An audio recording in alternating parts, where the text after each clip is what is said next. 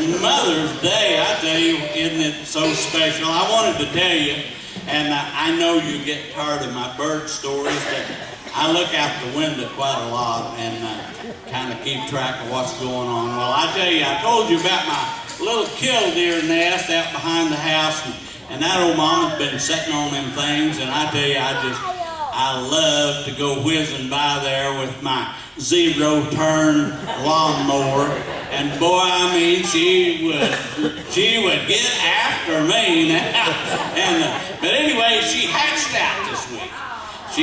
She had four little, I mean, they look about half the size of a marshmallow with about twice the size of toothpicks for legs. And them things can run 40 miles an hour when they first come out of the shell, and then it picks up from there.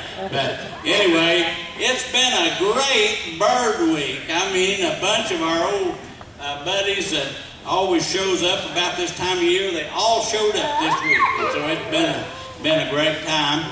And they've been eating me out of house and home, I'll tell you for sure. Anyway, I wanted to share that about my little birds.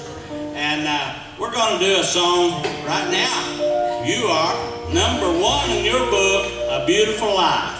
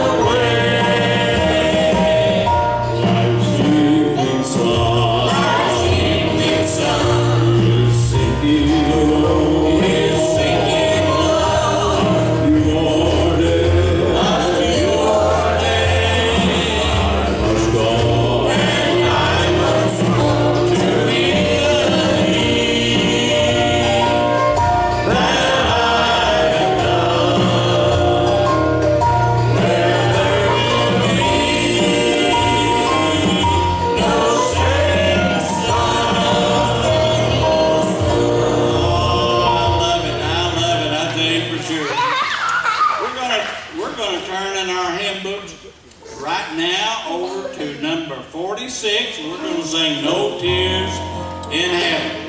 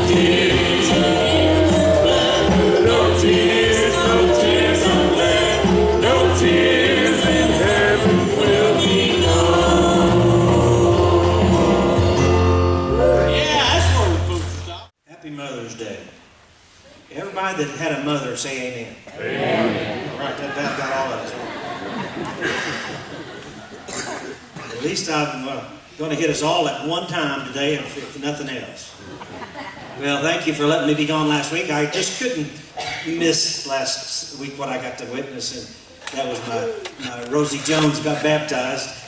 She called me on the phone and 2 or 3 months ago, and she said, "Papa, I have decided to become a Christian." And if you knew her, that's how she reacts and talks to me and to everybody. She said, "I've decided to become a Christian." Anyway, and then she was baptized, and it was really a neat experience for us to get to share that with her. Thank you. I understand you had a sermon, though, that you'll probably never forget. That's what everybody has told me, said it was amazing. And as you have a little insight into our family and to what we're dealing with and how we are trusting the Lord and hopeful. And, I have not heard the sermon. I hope you put it on YouTube. You didn't? Okay. I was gone. Okay. Anyway, so I won't get to hear it, but I'm sure it was great. Well, today we're dealing with Mother's Day. And we're going to be talking again about that experience. I want to tell you that I hesitate always on Mother's Day. I don't come to the pulpit excited, can't hardly wait to preach, because I know that the emotion in the room is out the ceiling. I mean, for instance, this morning already I have spoken to people who buried a child last week. I've spoken to another lady who buried a mother last week.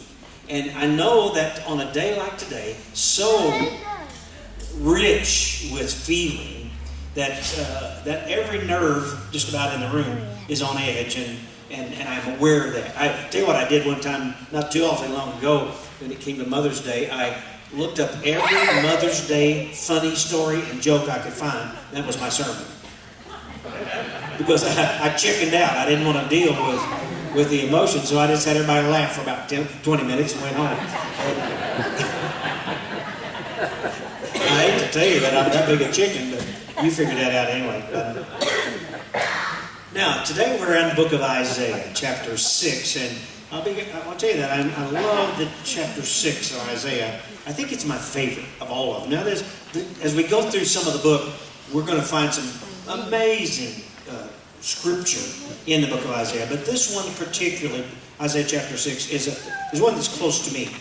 This sermon has meant so much to me personally through the years. I mean personally, as I heard other preachers and teachers deal with Isaiah's vision, because he got a vision of God, and we're going to talk about what he saw, and then he got some more vision. He saw some other things besides God, and all of them changed him. And I feel like that's what God has done in my life. When I saw God, I was changed forever. And so I want to deal with that today in a little bit. Well, mothers and fathers, but particularly mothers, I know that every one of you have a dream for your children. Every one of you. You wanted something for them. You want them to be happy. You want them to have a good life. You want them to enjoy their existence and their time here. You want them to have a vision and a passion about life, and not just go through it with blahs and just, you want your kids to be all they can be. And I know that. We all have that same hope for our children. But what you need to be aware of is that God also has a great dream for you. For you mamas and you grandmas and you papas and grandpas and dads and everybody, even children. God has a dream for you. When he made you, before he created you, he dreamed a life plan for you and a dream. Now, understand, God does not push us into his plans, but he opens the door and says, would you like to come into my plans? You get the choice to whether to follow him or not. I think every generation has a chance to walk into God's plan. And our generation, mine is going off over the hill. New generations are coming on. And every generation has a chance and a choice of how they want to live. Now, Isaiah is who we're going to be reading from today. And Isaiah was a preacher, a prophet, who lived at the same time as Hosea, Joel, Amos. He ministered during that time, if you want to sort of get a contemporary feel for him, who he was working with. But Isaiah has become, at this point now, the preferred prophet that we all like to read and listen to, because his writings are amazing. In those days, they didn't date their calendars as we do, because our calendars are dated on the birth of Christ. And so prior to that time, it was difficult to have a dating system. Now, the Jewish people dated from the day of creation, they think, and so they're getting close to 6,000 years on their calendar. But as Isaiah began to describe when he lived, or when he got this vision, he said like this: in the year that King Uzziah died. So Uzziah was a king. He was a king who had ruled in his country for 52 years. 52 years. Man, can you imagine living in the country and just having the same president for 52 years? Thank God we get to change him every once in a while. And so he lived with the same president for 52 years. This Uzziah, it was the king, he took power. He came to power when he was 16 years old. He was 16, and he was 52 years when he died. And what is said about him is amazing. It says he did what was right in the eyes of the Lord. How would you like for that to be said about you? I'll tell you what, it'll be a lot better than what is on a tombstone down in Walnut Grove. Down in Walnut Grove, we were down at a funeral there not too long ago, and we were looking around, and on this tombstone it said, "Here lies one mean old white woman."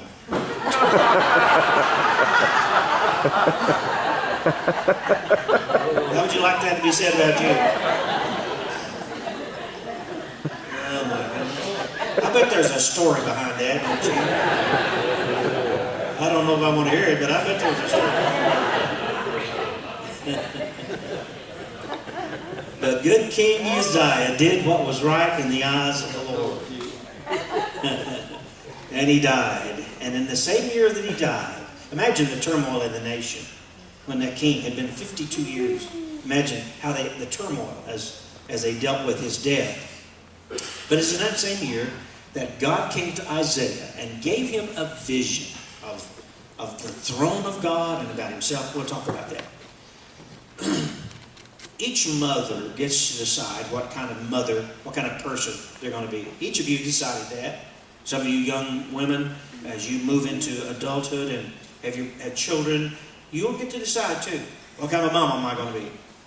Am I going to be like grandma? Am I going to be like mom? Am I going to be like my neighbor? And just what kind of a mama am I going to be? Everybody gets to decide that. But a godly mother all godly mothers have a common wish and desire, and that is that their children have a vision of the Lord, that their children see God, that they believe in Him, that they trust Him, that they've given their lives to Him. That's every mother's dream and every mother's hope.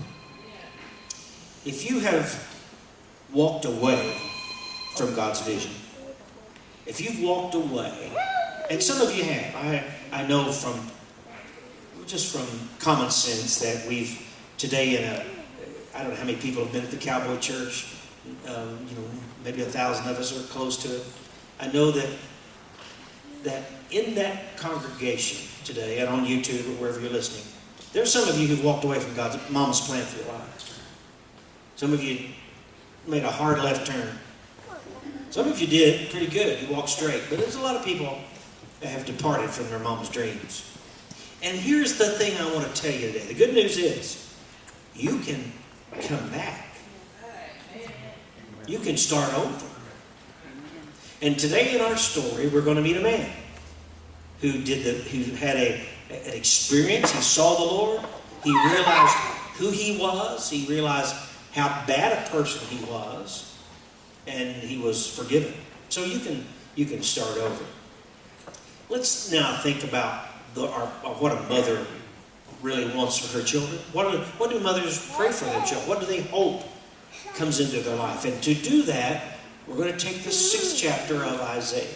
We're going to hold it up as a template, let God's light shine through it, and find answers for the mother's prayer. What does a mother want for her children? Let's read together in Isaiah chapter 6, verse 1. In the year that King Uzziah died, I saw the Lord, high and exalted, seated on a throne, and the train of his robe filled the temple. I want you to get that. He's seated on a throne in heaven, high throne, high lifted up.